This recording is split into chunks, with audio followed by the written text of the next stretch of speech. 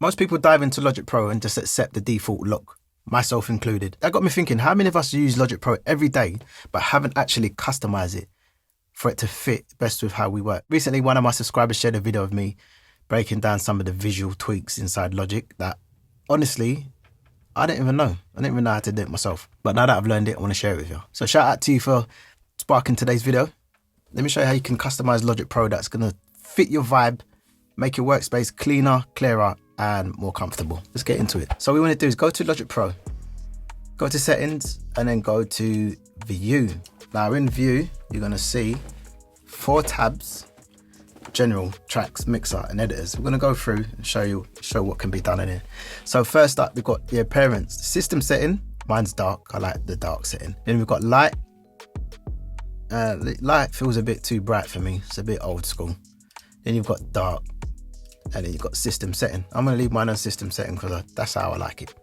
So next in the windows, we've got large local window menus. What this means is if I right click in the space and I want to bring out the little box to add an audio file or create a MIDI region or create a pattern region, it's tiny, can hardly see it. And if you've got bad eyes like me, it's a struggle. So this one is nice. Check that box, large local window menus. Now look at the size of that. Good stuff. So I'm going to leave that one on. Large inspectors, I don't know what that is. I don't know how that changes anything.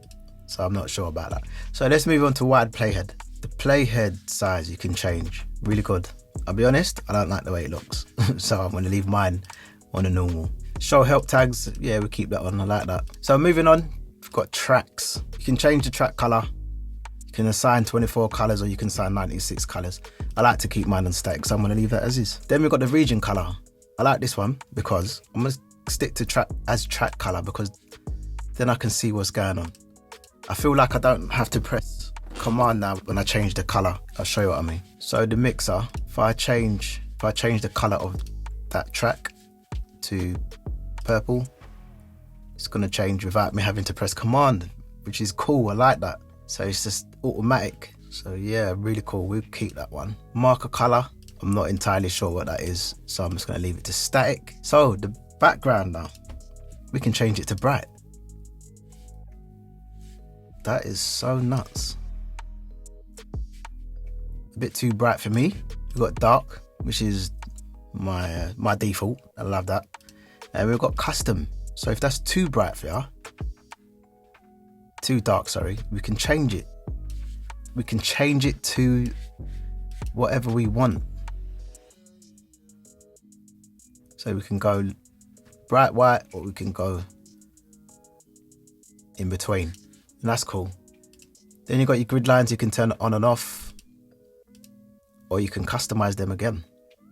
So grid lines is on automatic. Uncheck it and it's going to allow you to change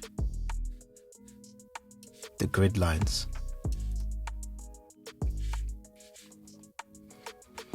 You can make them really dark or you can have them white. Gosh, that's crazy. So so that's a horizontal line, and then you got your vertical lines that you can change. You can make it darker, you can make it white, and yeah, anything in between, in between black and white, which is cool. If you struggle to see the grid lines, then that's ideal. Or you can just have no grid lines. That is bananas. Why would you want to do that? Yeah, so automatic for me. And then we move on to mixer. So this box, I think by default, I think that box is open, checked. So if you uncheck it and then you open a plugin, it shouldn't come up, shouldn't open, which it hasn't. You have to click on it for it to open. If you check that box and then we open a plugin, it should open the plugin. This is cool, but I found the other day when I was working on a session that it was really annoying because I was moving plugins around and it was opening. So if you're annoyed by your plugins being opened when you drop it in your session, then uncheck the box. But if you're happy with that, then just check the box. And also, if you want your mastering assistant button to disappear, you see mastering down there on the right. And if you want to get rid of that, just uncheck the box and voila, gone, just like that. So let's move on to editors. So in editors, this is more for the piano roll. We bring up the piano roll and we can now change the background of the piano roll.